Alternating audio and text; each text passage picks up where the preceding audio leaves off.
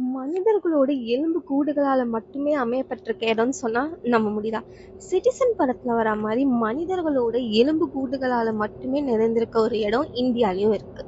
இமாலயாஸ்ல இருந்து 5000 அடி உயரத்துல அமையப்பட்டிருக்க லேக் தான் இது. இதை ஸ்கெலிட்டன் லேக்னு சொல்றாங்க. ஆனாலும் இதோட ஒரிஜினல் பேர் பாத்தீங்கன்னா ரூப்குண்ட். இந்த பிளேஸ் எப்ப முதலா இந்த மாதிரி மனிதர்களோட எலும்புகளால அறியப்பட்டிருக்கு அப்படின்னு கண்டுபிடிக்கிறாங்கன்னா 1942ல 1942ல ஒரு பிரிட்டிஷ் ஃபாரஸ்ட் ஆஃபீஸர் அந்த பக்கமா போயிருக்காரு. போனவருக்கு அங்க பாக்கும்போது ஒரே ஷாக்.